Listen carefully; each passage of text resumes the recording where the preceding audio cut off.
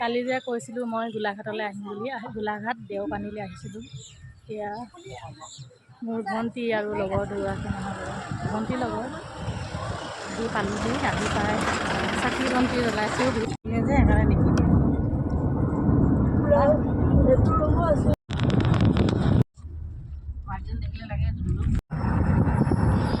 এয়া আমি আহি পালোহি নামবৰ হাবি। মানে 45 মিনিট আমি যাব লাগিব, বহুত দূৰ হয়, খুব স্পীডত আছিলে আৰু গাড়ীৰ বহুত ভিৰ ভাৰ নাই।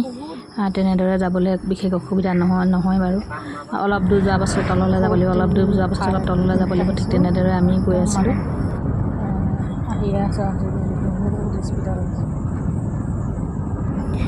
আহি মাজতে অকণমান এই দোকান পোহৰা দুখনমান দেখিছোঁ যে সেয়াই এই বাছ দুখন লগ পালোঁ। বহুত দেৰি মূৰতে কোনোবা গাড়ী এখন লগ পাওঁ।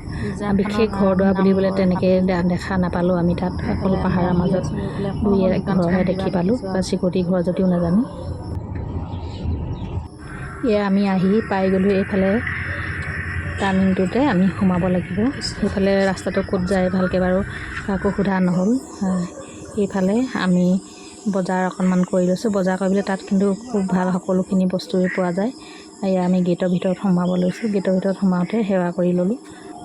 এইফালে আমি সোমাই গ'লোঁ। সোমাই প্ৰথমতে বন্তি জ্বলাই ল'লোঁ। বন্তি ইয়াত বোলে এখন ঘিউ চাকি দিব লাগে, সেইকাৰণে মই এখন মাৰ নামত ঘিউ চাকি এখন দি বাকী মিঠাতেলৰ চাকি জ্বলালোঁ সকলোৱে মংগলতে।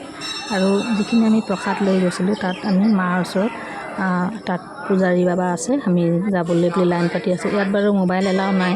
মোৰ সন্মুখত আছে দীপালী বাইদেউ আৰু সেই এফালে আগত সেৱা কৰি থকাগৈ ফুকনি বাইদেউ, সেইফালে আকৌ দীপ্তি সেৱা কৰি আছিলে। তাৰ পৰা ওলাই আহি সেয়া দাদাজনে কৈছে মোবাইল এলাও নাই বুলি। আৰু এইফালে আছে বৰ চাকি গছ, সেয়াও আপোনালোকক দেখাই দিলোঁ।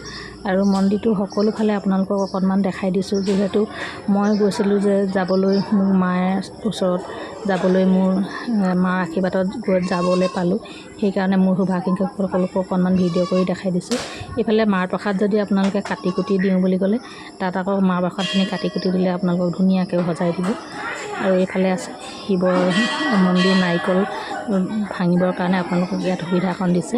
আৰু আপোনালোকে যদি তালৈ যাওঁ বুলি ভাবিছে, যিসকলে যাব তেওঁলোকে বাবাৰ নামতো যদি দিওঁ বুলি বিচাৰে, বাবাৰ নামতো বেলেগকৈ দিব লাগিব, মাৰ ওচৰতো বেলেগকৈ দিব লাগিব।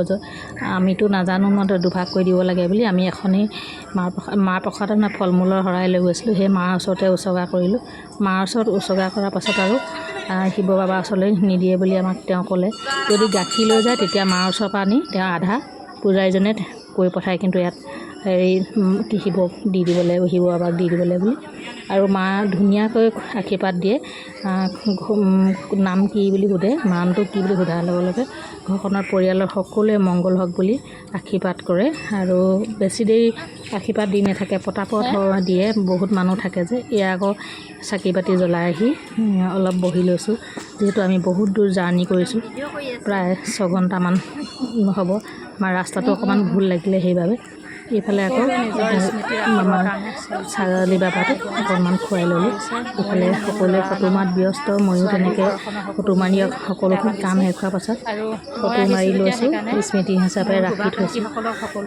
সকলোৱে তেনেকৈ অকণ ফটো মাৰিছে, কোনোবাই ভিডিঅ' কৰিছে স্মৃতি হিচাপে ৰাখি থ'বলৈ।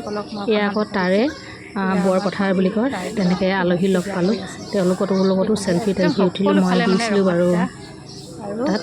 এয়া আকৌ বৰ চাকি গছ আকৌ দেখাই দিছোঁ আপোনালোকক। আমাৰ ভণ্টিয়ে পূজা কৰি আছিলে, সেয়া তাইকো অকণমান তুলি দিলোঁ।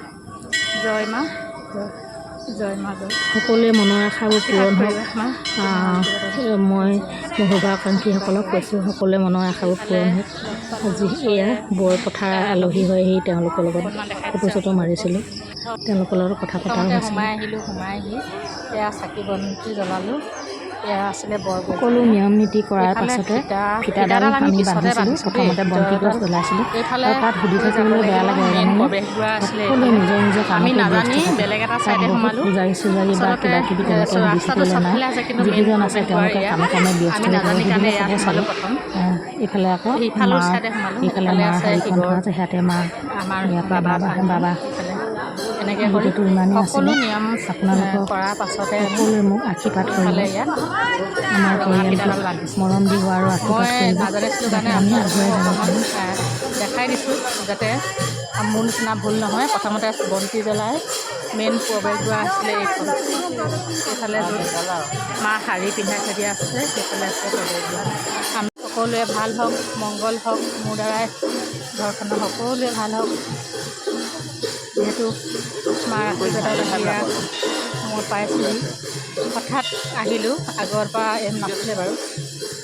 এয়াই আমাৰ বাইদেউ একদম মোবাইলত ব্যস্ত, একেবাৰে ভিডিঅ' কৰিছে। এইফালে আমাৰ বাইদেউ বন্দা বাইদেউ, এইফালে আমাৰ দীপালী বাইদেউ।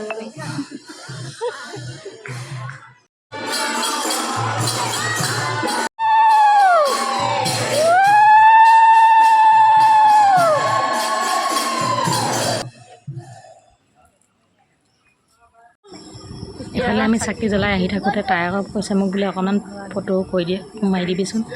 মই বোলো অঁ মাৰি দিম ৰ। তাইক সুধিছোঁ তোৰ কেনেকুৱা লাগিলে? ইমানেই ভাল লাগিলে মনটো। মই বোলো তোৰ জহতে যে বোলো মই আহিবলৈ পালোঁ, সেইকাৰণে বহুত বহুত ধন্যবাদ। এনেকৈ থান বুলি ক'লে মোৰ যাবলৈ মানে ভাল লাগে, যিহেতু মোৰ ল'ৰা ছোৱালীকেইটাৰ আশীৰ্বাদ মই থানৰ পৰাই বেছিভাগ লৈছিলোঁ যেতিয়া সৰু হৈ আছিলে। মোৰ ভণ্টি আৰু লগত ভিডিঅ'টি শেষলৈকে চোৱাৰ বাবে বহুত বহুত ধন্যবাদ থাকিল আপোনালোকলৈ। আপোনালোকে মাথো আশীৰ্বাদ কৰিব দেই।